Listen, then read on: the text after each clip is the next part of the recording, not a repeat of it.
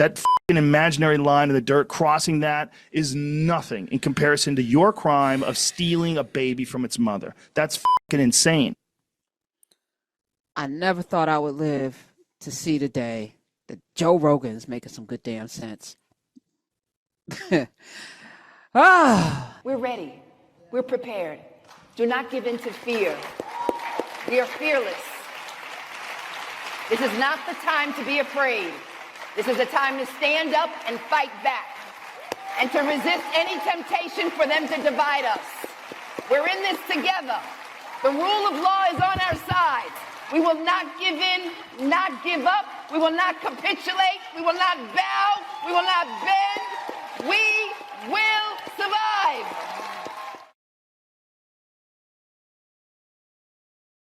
So there are things happening. And getting back to this ICE thing, I saw the pictures of this. This a Marine Corps veteran says his dad was beaten. I actually watched his dad be beaten and arrested by these masked brown shirt folk calling themselves ICE agents. Can't prove who they are. They're changing their license plates and stuff. We are under siege right now.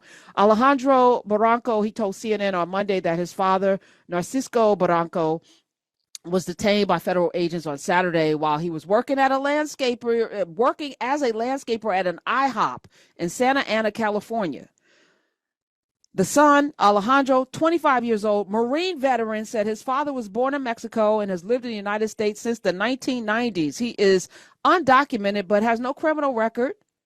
And he said he's always been a good dad. He's always made sure we had food on the table. He's always taught us respect. This man's out there in his 60s landscaping at an IHOP. Video of the incident showed the masked men in tactical gear pinning him on the ground, older man. And they said that he tried to hit him with a weed whacker. Department of Homeland Security Assistant Secretary of Public Affairs Teresia McLaughlin told CNN that Barranco was an illegal alien and was arrested by Border Patrol agents after he tried to evade law enforcement. But they're picking people up. And as Sharon Epperson said, she said it's 40%. I want to say, I'm gonna go with her numbers. 40+% of these people have no criminal history at all. They're just hardworking people who happen to be here. Yes, they may be here undocumented. They're paying taxes. Some of y'all don't even pay taxes. I'm gonna say less about that. Anyway, U.S. Immigration and Customs Enforcement, ICE, is holding about 59,000 detainees at facilities across the country, setting a record high in this aggressive expansion of nationwide immigration arrests, helped along by the Supreme Court this week.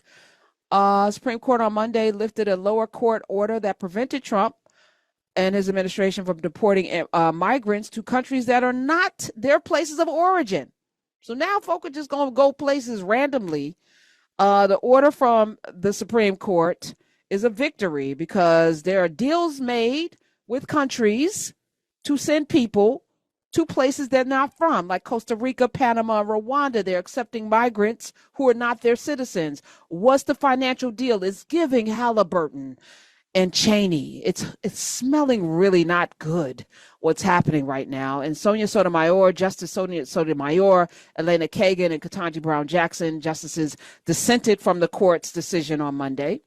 And in her dissent, which was like 14 pages, and you should read it, those of you who care about the law, she accused the federal government of flagrantly unlawful conduct. This is unlawful. She called the majority's decision to intervene and send people to these places inexcusable.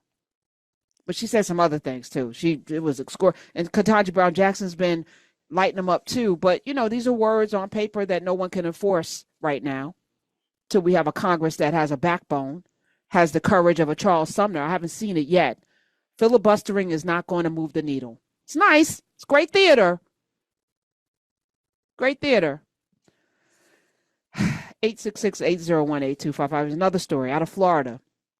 Florida this week started construction on a migrant detention facility. So we'll send people to Rwanda and to Panama and to other places, Costa Rica. And now we're going to be building something in Florida, and it's called efficient and low cost.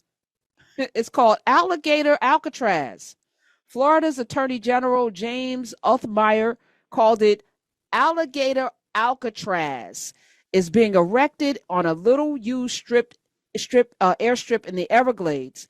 And they don't need bars because it's surrounded by bobcats, panthers, crocodiles, alligators, and pythons. They said you don't need to invest that much in the perimeter. If people get out, there's not much waiting for them other than alligators and pythons. That's what this guy said, the attorney general from Florida. The one-stop shop to carry out Trump's mass deportation agenda. He is so proud of this. The construction of this new facility comes just weeks after Trump said he had directed federal agencies to reopen the original Alcatraz. So you're going to have the alligator Alcatraz and the original Alcatraz, which is surrounded by water.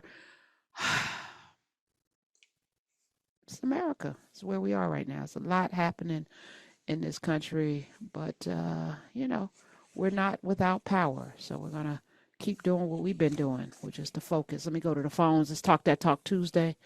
Let's go to, as a matter of fact, it's bad. Thank you, Smith. It's bad when Joe Rogan thinks this is a man many people could actually blame for giving us Trump, because he had one of the most popular podcasts in the world and everybody was listening to him.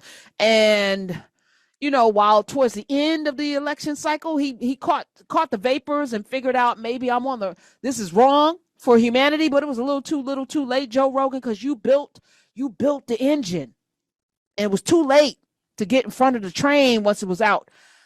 But he said this about the ICE raids. And I said, okay, this is about to get interesting. Play it, Smith. I see a lot of people online talking about this immigrant issue, and they either don't have kids or they don't think it could happen to their kids. Their idea is, hey, shouldn't have fucking come over here. You get those kind of people. Broke the law. Shouldn't have fucking come over here if you could. You didn't want to get your kids separated. If you were in the presence of a woman who came over here from Guatemala and she's poor and she's starving and they're taking her baby away and she's wailing and screaming from a primal place in her DNA that the one thing she loves more than anything is being taken away. A baby. Yeah. If that doesn't freak you the fuck out, you're not a part of the team, man. You're missing it. You're missing it. What are we here for? We're here for 100 years of whatever. That's what we're here for. If you want to spend 100 years saying, hey, she shouldn't have fucking broke the law, I don't want you on the team. You're an asshole, right? And I don't give a fuck if you're right or left. I don't care if you're religious or I don't care if you're an atheist. If that's what you support, you're an asshole. And we don't want you on our team. And I don't give a fuck if they broke the law. You don't take parents and kids and separate them. You just fucking don't. It's disgusting. If you're saying, well, they shouldn't have broke the law. Maybe they shouldn't have broke the law. You don't get to do something that's 1,000 times worse than crossing a line in the dirt. That fucking imaginary line in the dirt, crossing that is nothing in comparison to your crime of stealing a baby from its mother. That's fucking insane. I never thought I would live to see the day that Joe Rogan is making some good damn sense. We're ready. We're prepared. Do not give in to fear. We are fearless. This is not the time to be afraid.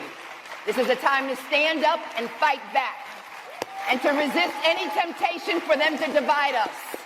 We're in this together. The rule of law is on our side. We will not give in, not give up. We will not capitulate. We will not bow. We will not bend. We will